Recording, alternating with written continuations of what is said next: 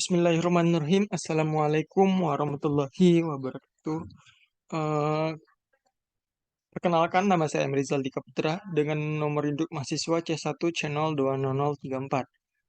Di sini saya akan mempresentasikan materi akad ijarah, yang dimana video presentasi kali ini eh, dibuat untuk memenuhi tugas mata kuliah akuntansi syariah yang diampu oleh Bapak Wirmiaka Putra.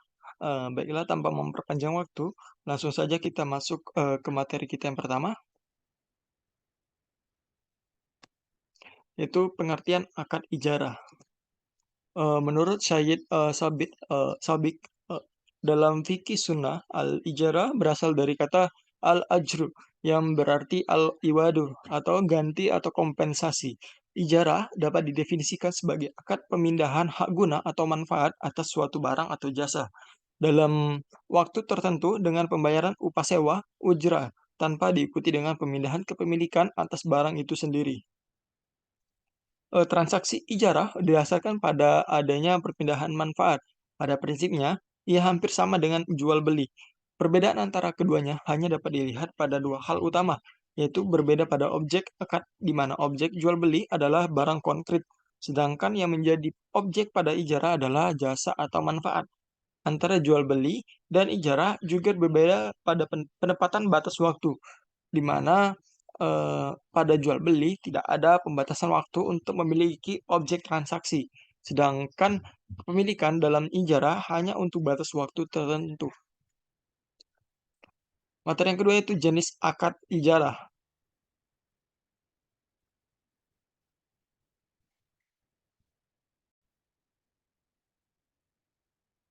Di sini jenis akad ijarah dibedakan berdasarkan objek dan objek yang disewakan dengan berdasarkan PSAK 107. Yang pertama, berdasarkan objek yang disewakan, eh, ijarah dapat dibagi menjadi dua, yaitu pertama ada manfaat atas aset yang tidak bergerak seperti rumah atau aset bergerak seperti mobil, motor, pakaian, dan sebagainya. Lalu yang kedua itu manfaat atas jasa berasal dari hasil karya atau dari pekerjaan seseorang. Nah, eh, jadi akad ijarah yang kedua itu berdasarkan PSAK 107, ijarah dapat eh,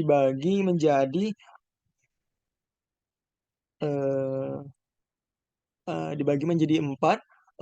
Namun yang dikenal secara luas adalah dua jenis yang disebutkan. Pertama, yaitu ijarah merupakan menyewa objek ijarah tanpa pemindahan risiko dan manfaat yang terkait kepemilikan aset terkait dengan atau tanpa wa'ad untuk pemindahan kepemilikan dari pemilik atau mujir kepada penyewa atau mustajir pada saat tertentu.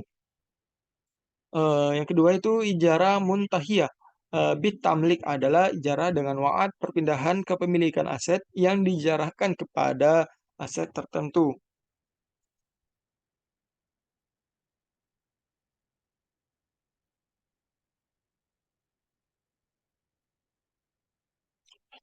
Selanjutnya itu materi yang ketiga adalah dasar hukum akad ijarah.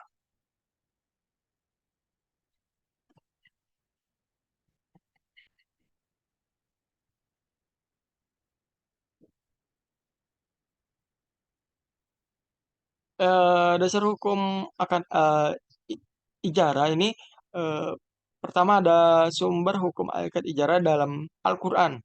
Eh, Dalam Quran surah Az-Zukhruf ayat 32, yang artinya adalah apakah mereka yang membagi-bagi rahmat Tuhanmu, kami telah menentukan antara mereka penghidupan mereka dalam kehidupan dunia.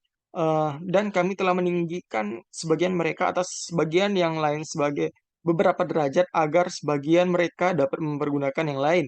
Dan rahmat Tuhanmu lebih baik daripada apa yang mereka kumpulkan. Selanjutnya itu dalam Al-Quran yang kedua adalah Quran Surah Al-Baqarah ayat 233, yang artinya adalah, dan jika kamu ingin anakmu disusukan oleh orang lain, maka tidak dosa bagimu apabila kamu memberikan pembayaran menurut yang patut. Bertakwalah kamu kepada Allah dan ketahuilah bahwa Allah Maha melihat apa yang kamu kerjakan. Dan terakhir dalam Quran surah Al-Qasas ayat 26 yang artinya salah seorang dari kedua wanita itu berkata, "Wahai ayahku, ambillah ia sebagai orang yang bekerja atau pada kita. Sesungguhnya orang yang paling baik untuk bekerja pada kita adalah orang yang kuat lagi dapat dipercaya." Selanjutnya, eh, dasar hukum sumber hukum yang kedua itu adalah as-sunnah. Diriwayatkan dari Ibnu Abbas bahwa Rasulullah Shallallahu Alaihi Wasallam bersabda, "Berbekamlah kamu, kemudian berikanlah olehmu upahnya kepada tukang bekam itu." Hadis riwayat Bukhari dan Muslim. Selanjutnya itu adalah dari Ibnu Umar bahwa Rasulullah Shallallahu Alaihi Wasallam bersabda, "Berikanlah upah pekerja sebelum keringatnya kering." Dalam hadis riwayat Ibnu Majah, eh, barang siapa memperkerjakan pekerja, beritahukanlah upahnya. Hadis riwayat Abdul Ar-Razzaq dari Abu Hurairah dan Abu Sa'id Al-Khudri. Materi yang keempat adalah perlakuan akuntansi dalam PSAK 107.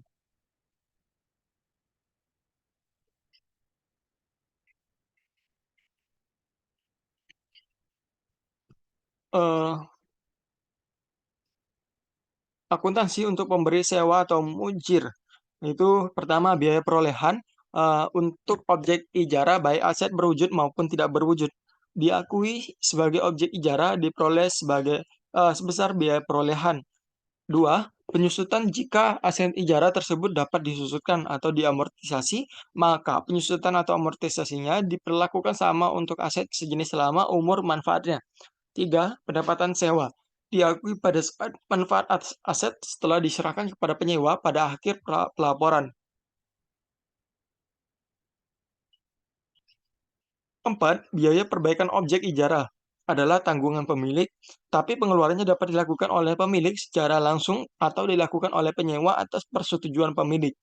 5. Perpindahan kepemilikan objek ijarah dalam ijarah mutahiyah bitamlik dengan cara hibah, maka jumlah tercatat objek ijarah dapat diakui sebagai beban.